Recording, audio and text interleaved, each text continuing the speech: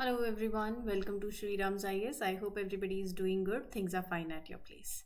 Let's start with today's session where we'll discuss these articles. आपके सामने हैं screens पर. क्विक आइडिया दे देती हूँ क्या कवर करना है आज. Will talk about Chinnaswami Subramania Bharati के बारे में पढ़ेंगे. पर्सनालिटी. अमृत ज्ञान कोश पोर्टल. या this one. Yuva Sahakar scheme. Railways amendment bill 2024 very important. GS paper 3 जिस comes with your GS paper 2. And ये आपका एथिक्स से भी आप इसको लिंक कर सकते हो, गवर्नेंस से भी लिंक कर सकते हो, पेपर 2 से भी. वर्ल्ड मलेरिया रिपोर्ट 2024, तो इसमें हमें मलेरिया के बारे में पता भी होना चाहिए जो आपके प्रीलिम्स में काम आएगा. और रिपोर्ट जो है you can mention in your GS paper 3 science and technology से भी, हेल्थ से भी, डिपेंडिंग अपॉन द क्वेश्चन. ठीक है. So this will be a topic of discussion for today. Please mark your attendance first of all by liking this lecture. I'm giving you a minute, 30 seconds. फटाफट से अपनी attendance mark कर दीजिए. जिन्होंने channel subscribe नहीं किया है subscribe कर दीजिए. और कमेंट सेक्शन आपके पास है ही सही. You can share your feedbacks. You can trust the quality content that is being shared. Shriram's IS is serving the nation since 1985. We are offline, we are online as well. Let others know so that we also have an extended community. ठीक है. चलिए शुरू करते हैं आपके पहले article के साथ, जहां पर हम बात करेंगे सी सुब्रमण्यम भारती के बारे में. क्योंकि हाल फिलहाल a complete and annotated version of the works of C Subramaniam Bharati will be released by the prime minister in new Delhi. तो इसीलिए इस कॉन्टेक्स्ट में हमें बात करनी है. अ वेरी रिनोन्ड पोएट रहे हैं, फ्रीडम फाइटर रहे हैं, and prime minister will launch a detailed carefully explained collection of all the works created by C. Subramanya Bharati. Right? मतलब जब मैं complete और annotated बोल रही हूँ, that means it includes all the explanations, all the comments, all the notes for better understanding. Now, C. Subramanyam Bharati was a poet, freedom fighter and a social reformer. कहाँ से? तमिलनाडु से. He was known as महाकवि भारतीय.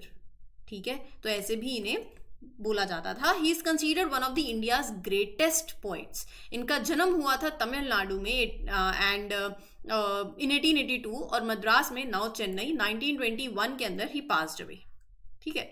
ही joined as an assistant editor of Swadesh Mitra a Tamil daily 1904 में. Prelim से सवाल बन सकता है इनके कॉन्ट्रीब्यूशंस पे टुवर्ड्स टू जर्नलिज्म. 1907 में he started editing Tamil weekly India magazine. Tamil weekly magazine है दैट इज कॉल्ड इंडिया. और एक इंग्लिश न्यूज़पेपर है named Balabharatam with MPT Acharya. ठीक है. तो इन्होंने मतलब बहुत से पोएम्स और बहुत से सॉन्ग्स जो कि नेशनलिज्म से जुड़े हुए हैं, full of love for the country, motivated people to fight for India's freedom. He wrote that. He believed कि सोशल इक्वालिटी जो है वो उसमें मानते थे and we should spoke out against the caste discrimination और जो भी इनजस्टिसेस हो रहे हैं सोसाइटी के अंदर. तो उनका जो काम रहा है, उनका जो वर्क रहा है, उनके जो आइडियाज रहे हैं, that inspired people today also. He is one of the timeless figure in the Indian history. Right. He worked closely. He assisted Aurobindo in Arya journal and later Karmayogi in Pondicherry. तो basically C Subramaniam Bharati work closely with Aurobindo. Aurobindo के बारे में सबको पता होगा, Indian philosopher रहे हैं, nationalist रहे हैं. So C Subramaniam Bharati worked with him to contribute to this journal जिसका नाम है Arya. He later worked on another journal also that is Karmayogi. जब वो पौंडीचेरी में रहते थे तो इन 2 जर्नल्स पे भी उन्होंने कॉन्ट्रीब्यूट किया है. उनकी लाइफ के दौरान जो उन्होंने चैलेंजेस फेस किए हैं, he was persecuted for his convictions both by the British and by the orthodox element of his own society, जो उन्हें एक आउटकास्ट की तरह ट्रीट करते थे. क्योंकि जो उनके स्ट्रॉन्ग बिलीव्स थे, जो उनके आइडियाज थे, उनकी वजह से उन्हें हार्डशिप फेस करनी पड़ी है. देखो ये टाइम आता है. ब्रिटिश जो उन्होंने इंडिया पे राज किया at that time saw him as a threat, क्योंकि वो उनके rule, he spoke against them also. और खुद की सोसाइटी में भी कुछ ट्रेडिशनल ग्रुप्स थे जो उन्हें अनफेयरली ट्रीट करते थे, एक्सक्लूडेड हिम, क्योंकि उनके जो विचारधारा थी वो बहुत प्रोग्रेसिव थी. 1908 के अंदर he was exiled from British in 1908 and went to live in Pondicherry. ठीक है. he spent 10 years, 10 साल उन्होंने पौंडीचेरी में गुजारा. he continued his writing and his work for India's freedom. तो during his death unfortunately he died in 1921 Chennai के अंदर, and where he returned to Madras and then he right there. ठीक है. Most of his compositions they focus, जैसे मैंने बताया, patriotism पे focus करते हैं, devotion to God also, spirituality also. एक लिरिकल पोइट की तरह ही celebrated as very expressive and musical in style. तो उसके उनके कुछ फेमस वर्क्स हैं जो आपको ध्यान होने चाहिए. कननपट्टू, पंचली सपथम एंड कुइलपट्टू, ये कुछ सॉन्ग्स हैं, कुछ वर्ड्स हैं. तो ये नाम थोड़े ध्यान में रख लेना. उनके फेमस वर्क हैं, मैच द फॉलोइंग में, मैच द पेयर में आ सकते हैं. राइट. सो ही मेड, अगर उनका मैं बात करूं तमिल लिटरेचर में जो उन्होंने कंट्रीब्यूशन किया है by translating some of the important text into Tamil also, जैसे Vedic hymns, Patanjali Yoga Sutra and Bhagavad Gita, he translated into Tamil also. ठीक है. आगे बढ़ने से पहले यू ऑल नो, जो नए हैं उन्हें बता देती हूँ, पॉलिटी के सेशंस चल रहे हैं, प्लेटफॉर्म पे अवेलेबल हैं. Basically you can refer them. साथ ही साथ अभी as I have mention, prelims की तैयारी करना शुरू कर दीजिए. आपकी तैयारी प्रीलिम्स ओरिएंटेड हो जानी चाहिए. And to help you out if you are preparing for 2025, Sriram's IAS is there with you. Prelims mastery course है. ठीक है. 16 दिसंबर से शुरू होगा. अगर आपको इसके रिगार्डिंग कोई भी डिटेलिंग चाहिए है तो ये कॉन्टैक्ट नंबर्स आपके स्क्रीन पर आ रहे हैं, आप इसे रेफर कर सकते हो. You can call, you can contact for any further information और एनी फर्दर क्वेरी. इस कोर्स में आपको पूरे लेक्चर्स मिलेंगे with PYQs, current affairs, CSAT की क्लासेस होंगी, टेस्ट सीरीज होंगी, जो कि जितनी दो उतना अच्छा है. Right. Sriram's think box, strategy sessions होंगे, personalised 1-to-1 mentorship you will get. Right. तो contact this number if you want. And बाकी free of cost other series are going on, current affairs की given by different faculties. So as per your suitability you can refer them and they are definitely going to add into your preparation. हमारे union minister doctor Jitendra Singh ने launch किया है अमृत ज्ञान कोश portal. किस लिए? To strengthen governance training. ये जो पोर्टल है ये एक comprehensive repository designed to strengthen governance training and capacity building for public administrators in India. एक ऐसा प्लेटफॉर्म, एक ऐसी कलेक्शन ऑफ रिसोर्सेज जो डिजाइन करी गई है, किस लिए? To strengthen training for public administrators, government officials, to improve their skills, their knowledge in governance, making them more effective in their work. So it is developed by Capacity Building Commission and Karam Yogi Bharat. Now this portal is hosted on integrated government online training platform. तो overall ये जो अमृत ज्ञान कोश है, ज्ञान कोश उसी से ही पता चल रहा है, ज्ञान के बारे में ये ना कुछ नॉलेज ही देंगे. So it will help train the government workers in India. एक ऑनलाइन लाइब्रेरी लगा लीजिए that is filled with useful resources to help public officials to improve their knowledge, to improve their skills. So मतलब to make India's governance stronger, that is the whole sole purpose. तो purpose यही है. मैं फिर भी आपको points में बताती हूँ.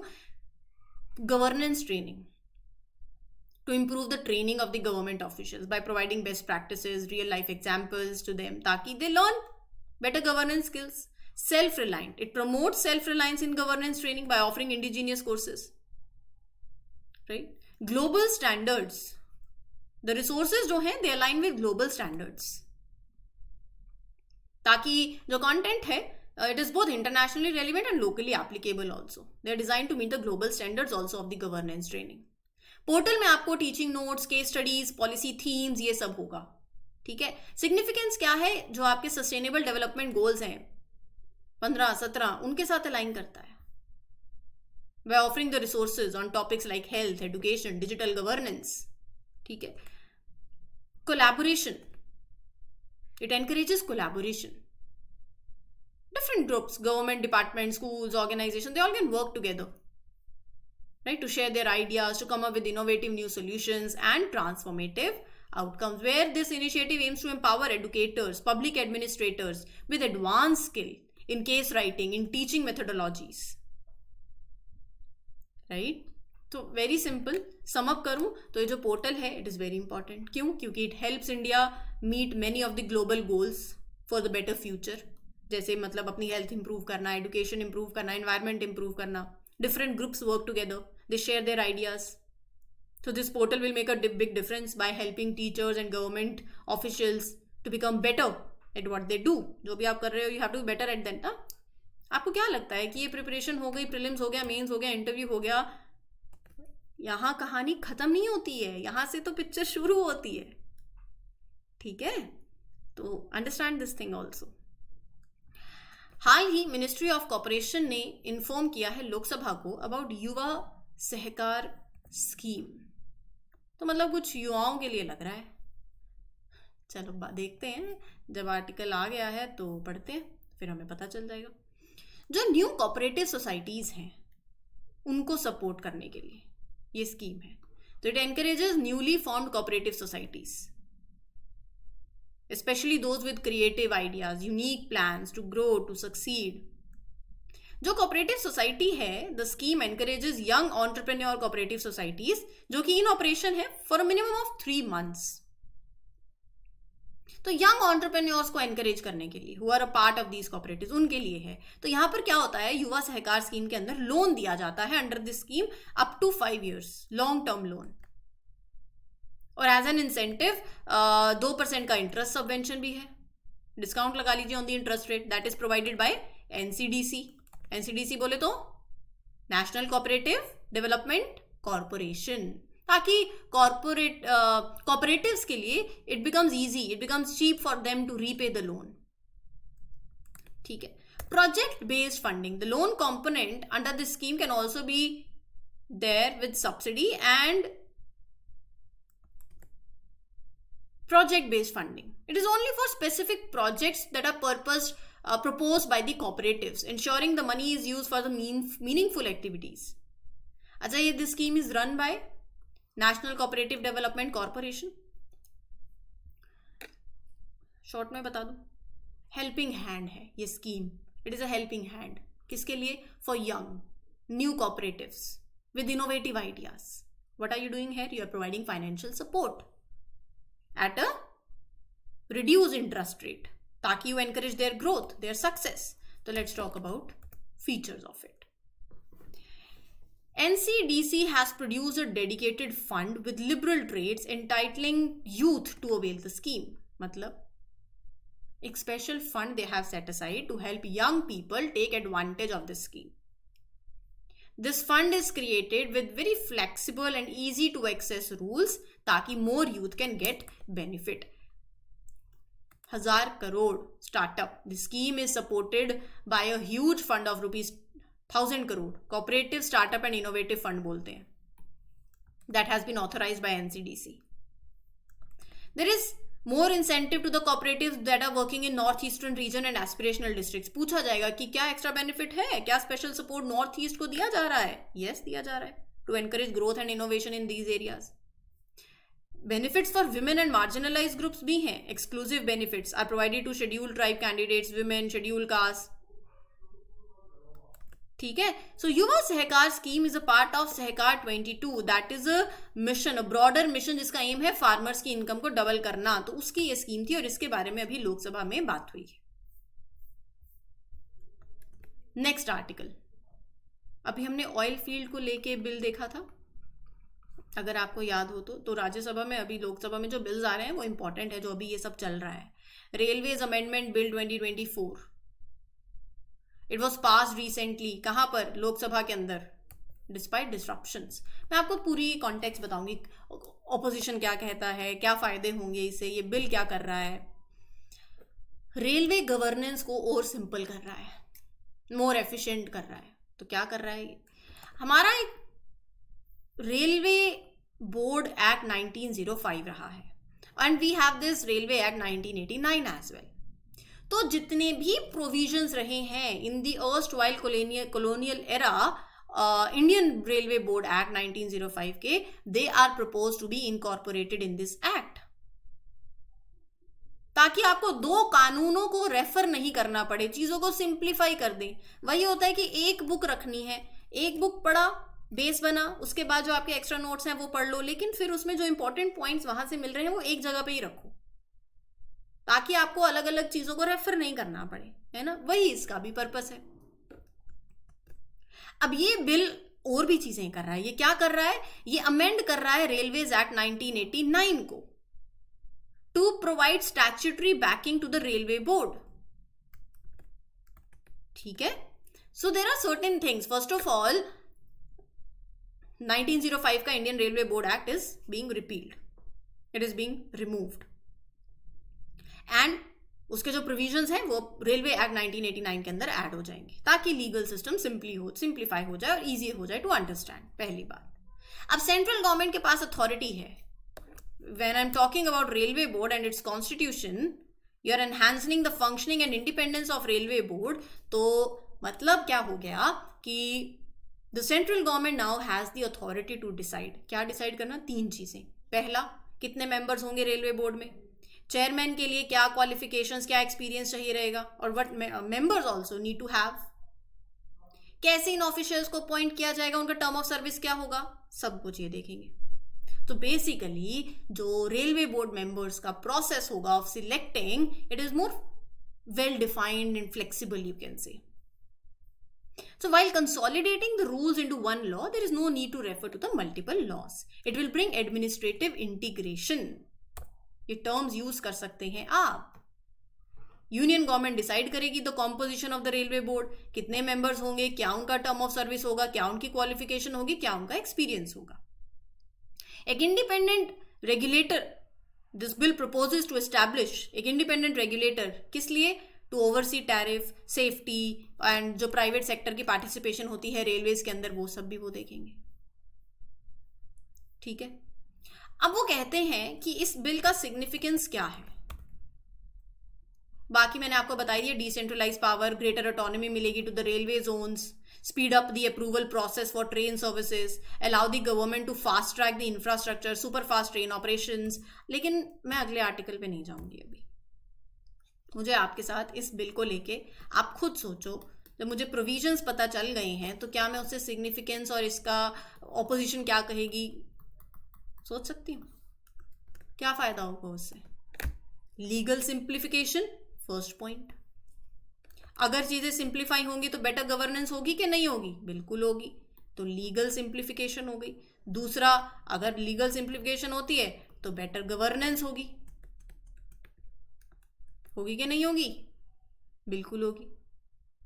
क्या ये बिल एक फाउंडेशन नहीं हो जाएगा for future changes also, when it could lead to better decentralisation, private sector participation भी, to boost efficiency. So it is a foundation for future changes, generation नहीं, चेंजेस लगाइए, फ्यूचर चेंजेस के लिए एक फाउंडेशन हो गया। देखो, रेलवेज बहुत जरूरी है for India's growth, for supporting trade, infrastructure projects, और ये बिल अलाइन करता है इसी विजन के साथ जो इंडिया का है कि हमें रेलवे सिस्टम को और मॉडर्न बनाना है, एफिशिएंट बनाना है। That is very essential for the economic progress. Opposition को क्या कहती है? ऑपोजिशन क्लियर कर देती हूँ ये। आई होप आप सबने लिख लिया होगा, कोई भजन कीर्तन की नहीं सुन रहा इस सेशन को, साथ साथ जो बोल रही हूँ वो लिखते चलो। कुछ कहते हैं कि there is a fear of privatisation. Privatisation will make railway services less affordable to the poor. दूसरा, there will be loss of autonomy. Government is having more control. अच्छा, अपॉइंटमेंट कैसे करनी है to the railway board? Indian railways की independence reduce हो जाएगी। Passenger को लेके कंसेशंस की भी बात करी है उन्होंने कि बहुत मतलब एमपीज जो हैं दे हैव डिमांडेड कि government bring back certain discounts for journalist, for economically weaker section, for senior citizens. So overall if I conclude this article, we can say 2 things. It is a step towards making railway governance simple, more streamlined. However, there are challenges. You need to ensure financial stability. You need to improve the organization of the Indian Railways. You need to carefully introduce private sector participation ताकि affordability और accessibility भी hurt ना हो. Right? You need to see, to modernize the railways, government needs to focus on making the rules transparent, making it fair, investing heavily in the better infrastructure. So these things need to be addressed. आगे बढ़े with the last article of today's session. Malaria के cases India के अंदर drop हुए हैं 69%, जहां पर 2017 में 6.4 मिलियन केसेस आते थे, 2023 में आए हैं 2 मिलियन। तो पहला तो केसेस में गिरावट हुई है, दूसरा डेथ जो होती है मलेरिया से उसमें भी गिरावट हुई है। दे फेल बाय 68%, जहां पर पहले 11,000 के आसपास होती थी वहां 3,000 के आसपास होने लग गई है। ये मैं नहीं कह रही, ये कह रही है वर्ल्ड मलेरिया रिपोर्ट 2024। हर साल ये रिपोर्ट आती है, वर्ल्ड हेल्थ ऑर्गेनाइजेशन रिलीज करती है टू असेस कि क्या ग्लोबल प्रोग्रेस चल रही है, क्या गैप है इन फाइट अगेंस्ट मलेरिया। अच्छा ठीक है, ये भी बात समझ आती है। पहले मैं आपको ये आर्टिकल बता देती हूँ पूरा, फिर मलेरिया के बारे में डिस्कस कर लूंगी, ठीक है। पहले मैं सोच रही थी मलेरिया के बारे में बताऊं, but will take it in the end, कोई बात नहीं, पहले स्टैट्स देख लो। 2024 की रिपोर्ट कहती है कि 263 मिलियन मलेरिया केसेस ग्लोबली रहे हैं, जिसमें 5,97,000 डेथ्स रही हैं। 11 मिलियन केसेस बढ़े हैं एज कंपेयर टू 2022, और डेथ मलेरिया के चलते जो होती हैं that is nearly the same. सबसे ज्यादा जो इस डिसीज का the one country that is facing the Brunt of this disease वो है Africa. 94% of the global cases जो आ रहे हैं वो आ रहे हैं अफ्रीका से, और 95% ऑफ जो मलेरिया डेथ हो रही हैं वो भी अफ्रीका में हो रही हैं इन 2023। और उसमें से भी बच्चे जो 5 साल तक के हैं, they are accounting for 76% of the mortality. 4 countries हैं that contribute half of the reasons death: Nigeria, Democratic Republic of Congo, Niger and Tanzania. In India, the report highlighted that country officially exit the high burden to high impact group in 2024, क्योंकि हम यही बोल रहे हैं ना कि हमने तो केसेस हमारे गिरे हैं, इसीलिए India officially left this HBHI group. मतलब country no longer has one of these highest rates in malaria, right. There is decrease in the malaria cases, वो मैंने आपको बता दिया है, केसेस भी गिरे हैं और डेथ में भी रिडक्शन हुई है। सो इन एडवांसेस के बावजूद भी अगर मैं बात करूं in South East Asia region, तो India accounted for half of all the malaria cases. तो ये भी एक पॉइंट है जो देखना पड़ेगा। So South East Asia region में, which includes India and many other countries, it has about a quarter of the world's population, but only 5% of the global malaria cases in 2023। This is also point. अच्छा, malaria जो है ना एक serious illness है that is caused by Plasmodium parasite. Prelims के लिए पूछा जा सकता है। एंड ये पैरासाइट कैसे स्प्रेड होता है टू द पीपल? वो काटेगा मच्छर। वो कौन सा मच्छर है? वो है एनोफिल्स मॉस्किटो, ठीक है। और ये मेनली किन लोगों को इफेक्ट करता है? उनको जो ट्रॉपिकल एरियाज में रहते हैं, जहां पर प्लेसेस हॉट होते हैं, ह्यूमिड होते हैं, नियर द इक्वेटर, ठीक है। क्या मलेरिया कॉन्टेजियस है? क्या मलेरिया कॉन्टेजियस है? नहीं। Person to person malaria contagious मतलब पर्सन टू पर्सन फैलता है? नहीं। मतलब किसी को मलेरिया है, मैं उसके पास बैठूं मुझे मलेरिया हो जाए, ऐसा नहीं होता है। ये तभी होता है जब ये एनोफिल्स मॉस्किटो, ये फीमेल एनोफिल्स मॉस्किटो के व्हेन इट बाइट्स समवन, तो वहां से मलेरिया होता है, ठीक है। क्या malaria can be cured? Yes, malaria can be cured also, अगर राइट मेडिकेशन हो और अगर आप जल्दी डिटेक्ट कर लें तो it can be prevented also. वो तो आपको पता है, किसे हो रहा है? मच्छर काटेगा तो मच्छर मत लाओ, spray insecticides, have mosquito nets, कचरा मत फैलाओ, ठीक है जी। तो ये था आपका आज का complete lecture. I hope things are clear. Any doubt you can ask me in the comment section, and for more such videos do subscribe. This is your mentor Arzu Kakkar signing off. Happy learning, all the best. Thank you.